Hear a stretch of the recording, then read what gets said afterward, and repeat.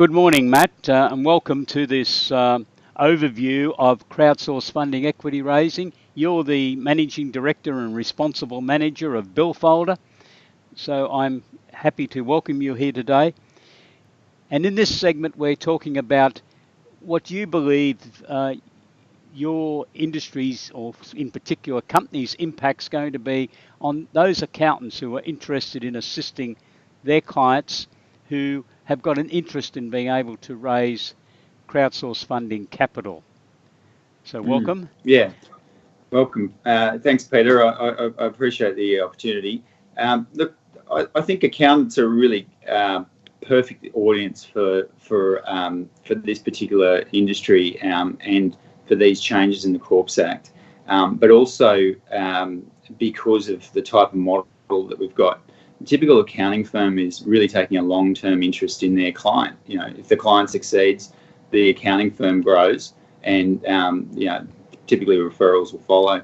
And in terms of how Billfolda differentiates ourselves to other platforms that may have been licensed in the first batch or later, is that we take an interest in the company as an investment. So whilst we're on a percentage for success, percentage really is only relevant if the whole fundraising and success of that business plays through. So if you've got the model that suits accountants and their nurturing client behaviour, then I think we're doing something right.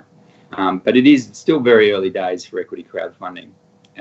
So big change being proprietary companies being eligible, and that making it more accessible for the not so much as the big four firms to monopolise capital raising. So it's very exciting times. Yes, thanks for that, Matt.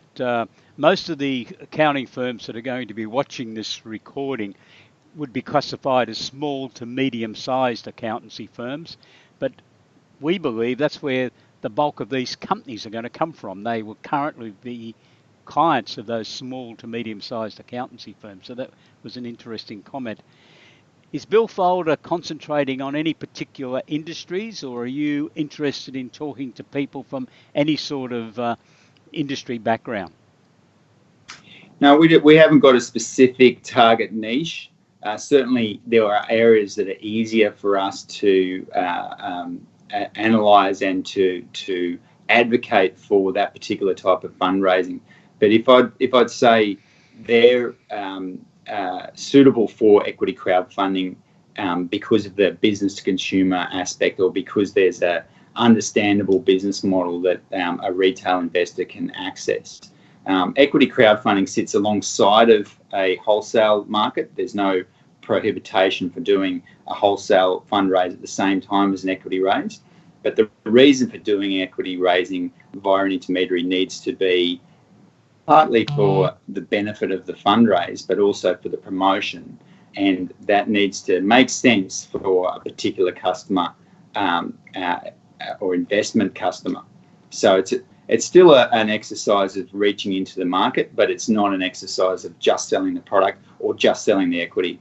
And so we need to be mindful who the audience is. And obviously, as a long-term investor, we're not taking a view of just taking a commission and walking away. We need to see the long-term exit strategy of that company. Thank you. Billfolda seems to be a little bit unique in this approach to the market. Would that be correct? As far as I'm aware, no one's done it. There's some pretty good financial reasons. Your audience of accountants will quickly point out that, hey, you've got to pay GST on the and you need to pay tax before you've actually converted that commission event into an investment. So yeah, it's much more of the traditional venture model, probably going back 40 years in terms of venture capital in Australia.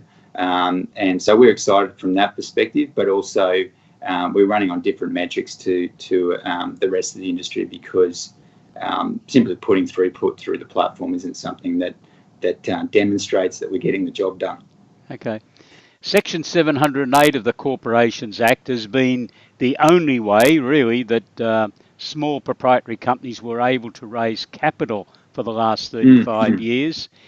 What do you think is going to happen in the marketplace now that we've still got Section 708, which is still very handy in some situations, of course, and now with crowdsourced funding and also potentially early stage innovation companies? Are you confident that this whole mix is going to be able to work together in a very proactive manner, and as an intermediary you're going to be able to help facilitate a company getting the right deal, the right mix of a structure?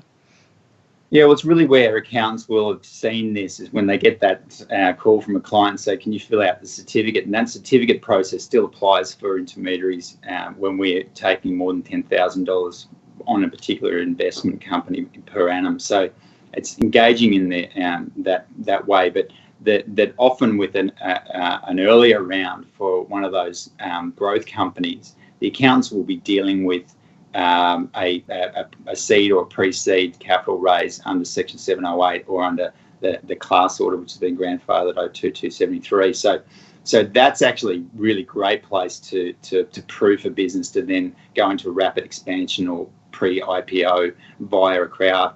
So the crowd raise will give that company access to the ASX potentially due to the increase in shareholder number. So you've got free float and spread of the shareholder base, which are two requirements to go to the ASX. So it's a natural stepping point, but the earlier perception was that it would be really just confined to seed rounds is not really the right place for it. I think a pre-seed round is not where you want to be with an equity crowd offer. It can happen, it may happen, but in terms of the appropriate use of it, certainly friends and family, angel investment rounds, at least a cornerstone that business before it then takes the next big step. From accountants' perspective, it'll be a good opportunity for them to be able to grow some of these clients and keep them in the client base before they become a success story for the firm. But certainly there's some of those traditional mechanisms that the accountants have used that will become more and more frequent as investors become aware of the need for the certification and the access to really, equity products that have previously been denied from them. It's within a framework, $10,000 max invest and a few other things, but a lot of those mums and dads will meet the 708 requirements and then potentially start to open up really different type of behaviour within practices. So, yeah, it's definitely exciting. I think it works together. Okay, thank you very much. What is Billfolda's unique competitive position? So, other than the fact that we're fully aligned with our investor in looking at really our business as the business of returning on appropriately allocated capital, but we're also in alignment with the issuer. The process of onboarding an issuer really means that we are looking at how we can maximise our process for the benefit of that business to actually propel them towards their goals. So I'm not saying the other intermediaries are not interested. I'm just saying that the way that they're managing their relationship with that event of capital raising is different. It certainly puts us in frame for a fully committed outcome one way or the other. Okay, so thank you very much for your time today. Good luck to your company in this marketplace, and I look forward to being able to catch up with you in some further interviews later in the year. So thanks very much, Matt.